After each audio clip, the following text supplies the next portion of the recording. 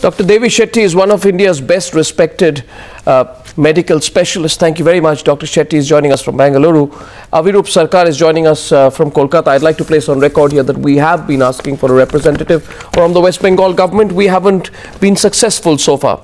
My first question is to you, Dr. Shetty.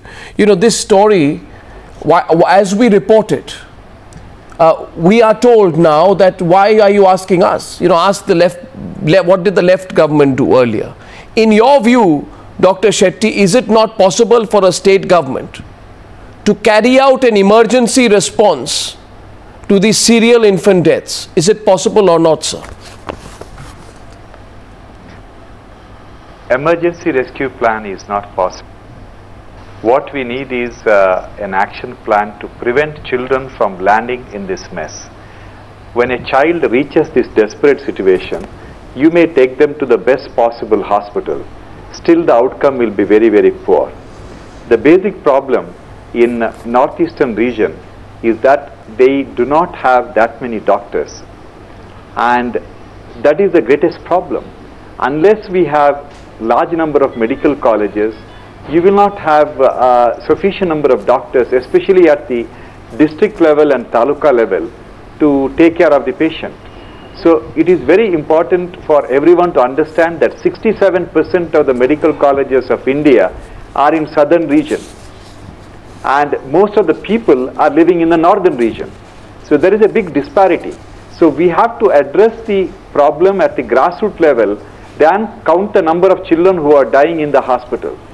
So it is pointless blaming the infrastructure in the hospital. No matter what infrastructure you put up in a city hospital, things are not going to get better, because that is the status of the children who are landing in those government hospitals. I take your point, Dr. Shetty. I take your point, and I know that you're speaking from your experience on this. But at the same time, you know, there is something which hurts you, and Dr. Avirup Sarkar is a well-known economist from Kolkata.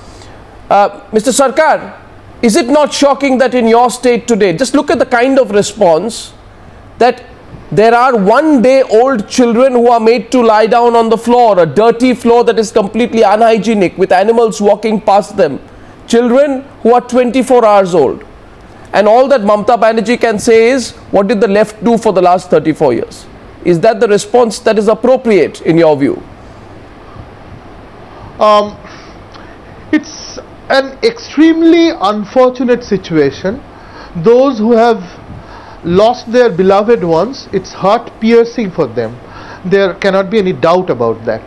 However, I am not a political person, you see, so I will refrain from making a political statement.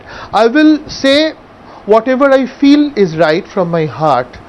Well, you see, if you look at the present incidents, they are extremely unfortunate, of course, but I still think that they are exceptions. Exceptions? I'm not accepting this, but what you have to look at is the long run trend. No, but why do you say it's an exception? Exceptional no, cases. why do you, is 41 children dying an exception? Is a child who is swabbed with carbolic acid or phenyl on the moment the child is born instead of antiseptic an exception? Are serial 21 to 20 children dying within 48 hours an exception? Of course it's an exception. But the question is, why are these exceptions happening without exception? Why are they happening so often? Yeah, okay. And more importantly than that, why is Mamata Banerjee appearing to be in a state of political denial about it?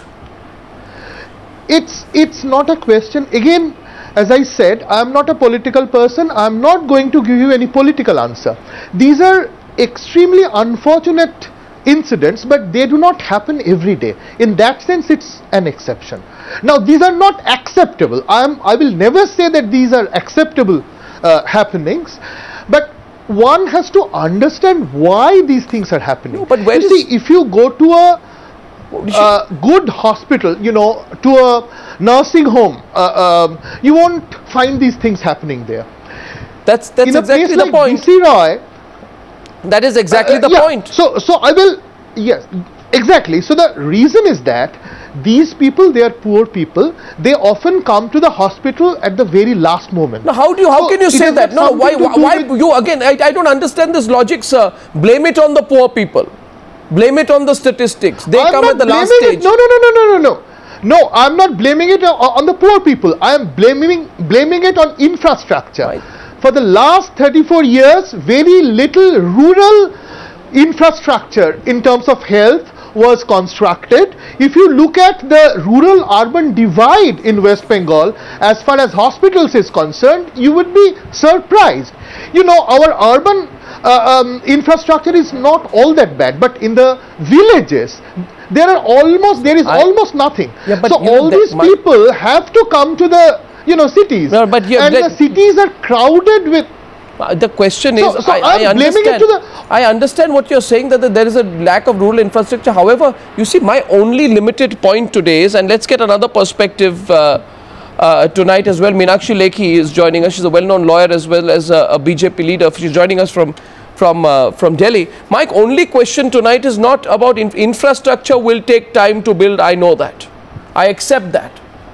But in the interim, a chief minister, that too a chief minister so much elected so recently with so large a mandate, can issue emergency instructions saying that so that these reports don't come out, so that deaths don't happen, I issue instructions that the private sector, for example in Kolkata, the entire private medical fraternity in Kolkata and elsewhere will have to, not voluntarily but compulsorily, open up their facilities and open up their talent for the children of rural Bengal. Why is she not doing that? Meenakshi Lekhi, you think that's possible? Because the stories we are seeing are unacceptable. These are okay, fine. We've not achieved the optimum level, but there are underlined instructions to all the hospitals in Delhi to keep certain percentage of beds, because all these hospitals have, under the state list and under the state enactments, received lands etc. on gratis basically, or at a very minimal price from the government. Now, if they have done that and they are partaking the role of the government, and government is failing in its role and is allowing private individuals and private hospitals to take over that charge, because providing health is definitely a state's mandate. And if state has failed and is allowing private people to enter into that kind of trade, which initially is state's responsibility, then those beds and certain optimum number of beds and doctors and facilities are mandatorily to be provided to people from weaker section. That's number one. Number two, a chief minister who's holding the portfolio of a health minister as well, I think it speaks of her sensitivity when she's dealing with such issues in this crassa manner. Number three, rural health mission, I think, is another very, very important aspect, and we all need to have a relook at that, because the kind of scans etc. we are talking about, I think rural health mission is one of the largest scans which this country is faced with.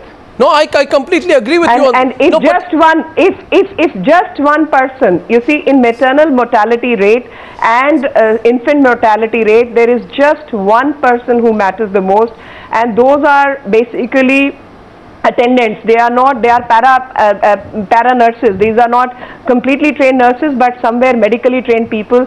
These are very, very important segment to take health factor into consideration, especially in rural areas, because all you need is an assisted delivery. You don't need a very fancy hospital, you need an assisted delivery, and you need maybe Uttaranchal's example, where in spite of bad terrain, they have managed to successfully deal with health issues on the basis of 108, that they call that program with ambulances, which are basically mobile vans, in which they carry the patient very fast to the hospitals. And same which has been copied from Gujarat.